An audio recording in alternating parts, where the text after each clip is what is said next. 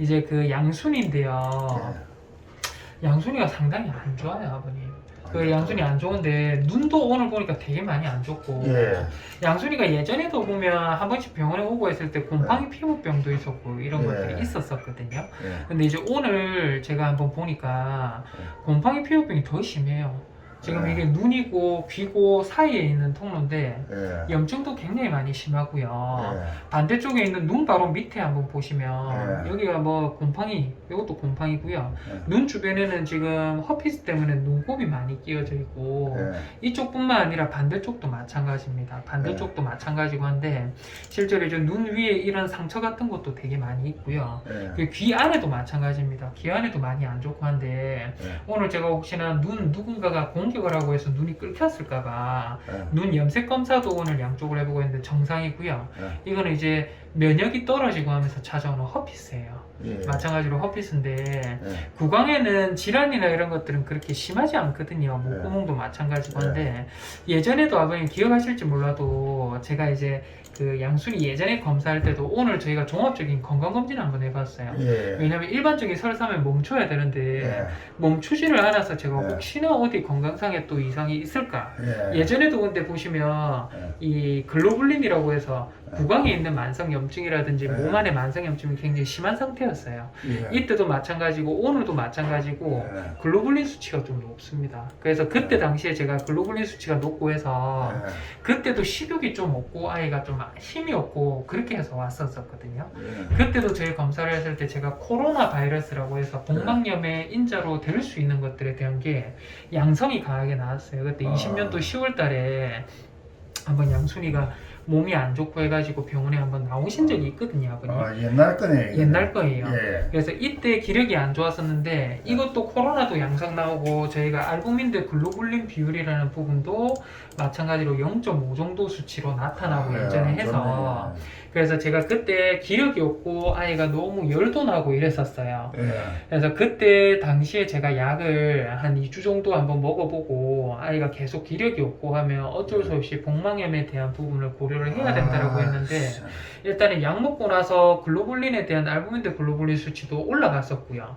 아이가 컨디션이 또 좋아졌어요. 그때 좋아지고 해서 아 그러면 아니겠구나라고 해서 저희가 경과가 됐는데 지금 양순이가 설사를 한 지가 벌써 지금 거의 한 달 가까이 돼가요. 제가 약을 지어드려도 약이 효과가 없다, 조금 더 세게 아버님 말씀하셔서 제가 약을 세게 해서 3일치도 드리고 일주일치도 드리고 한 지가 벌써 제가 세알려보니까 한 달이 됐더라고요. 한 달이 됐는데 설사가 안 맞는데 저희가 오늘 마찬가지로 이제 변에 대한 검사를 해보고 하면 변에 큰 뭐 진짜 이상이나 이런 것들 없는데 변에도 곰팡이가 많이 자라 있어요. 그래서 지금 보시면 요게 이제 변인데요. 세균들이 엄청 많은데 지금 보면 동그랗게 보이는 이런 것들 보이시죠? 뭔가 포도송이처럼 보이는 이런 것들이 뭐냐고 하면 저희가 곰팡이 기에 감염된 장에 면역이 떨어졌다라고 봐지고요. 장도 마찬가지로 오늘 저희가 전체적인 혈액 검사를 거쳐보고 했더니 설사를 할 수 있는 것 중에 만성적인 설사 중에 제일 안 좋은 게 저희가 췌장염이잖아요. 근데 췌장에 대한 기능은 지금 뭐 완전히 정상이에요. 정상인데도 불구하고 지금 보시면 나머지 혈액 수치도 다 정상인데 딱 하나 요거는 이제 간 수치가 조금 높아지니까 약을 많이 먹어서 그런 거고요. 그 외쪽으로는 지금 또 알부민 대 글로불린, 그러니까 글로불린이 구강에 염증이 심해도 글로불린 수치가 오르는데 실제로 저희가 보고 하면 양순이는 구강 염증이 심하지 않아요. 그래서 피부병도 보니까 면역이 떨어지면서 곰팡이가 계속 올라오는 거고 장도 마찬가지로 면역이 떨어지니까 설사를 하고 이렇게까지밖에 지금 설명이 안 되는데 일단은 제가 장 면역을 좀 북돋고 올릴 수 있는 약을 제가 14일치 드릴 겁니다. 보름치 한번 약을 먹어보고 그 약을 먹는데도 불구하고 계속 설사를 한다고 하면 그때는 아버님 아이 설사한 설사변 있잖아요. 변을 조금 채집을 해서 병원에 좀 가져다 주셔야 될 것 같아요. 제가 그걸 어떻게 하려고 그러냐면요. 고양이들 만성적인 설사를 하는 아이들이 병원에 원내 검사에서 이상이 크게 안 드러나는 아이들은 그 변을 가지고 저희가 검사소에다가 유전자 검사를 보내보면 실제로 이제 복막염 인자가 있는지 없는지 그러니까 저거는 코로나 바이러스 전에 이제 키트 검사란 거는 복막염인지 아닌지는 몰라요. 코로나 바이러스가 변이를 일으켜야지 복막염이 되는 거거든요. 근데 인자가 있기는 하지만 요거는 복막염 바이러스가 있는지 없는지부터 해서 저희가 톡소플라즈마라는 거라든지 나머지 기타 설사를 일으킬 수 있는 모든 병용균에 대해서 유전자학적인 PCR이라는 감별 검사를 통해서 검사를 하는 랩 검사가 있어요. 실험실 검사. 그래서 그 검사를 한번 보내볼 거고요. 2주 정도 약 먹고 난 이후에도 하면 만약에 그 약을 먹고 난 이후에도 그 검사를 보냈는데도 뚜렷한 결과가 안 나온다고 하면 어쩔 수 없이 복막염에 대한 확진이 나지 않을까 생각이 들거든요. 근데 사실은 이 장이 많이 부어 있기는 해요. 저희 두나도 처음 왔을 때 장에 있는 림프절이라는 게 있어요. 쉽게 말하면 저희 감기 걸리고 하면 편도가 붓는 편도도 림프인데 장에도 면역체를 담당을 하는 림프절이 있어요. 근데 림프절이 실제로 양순이 오늘 검사를 해봤더니 많이 부어져 있거든요.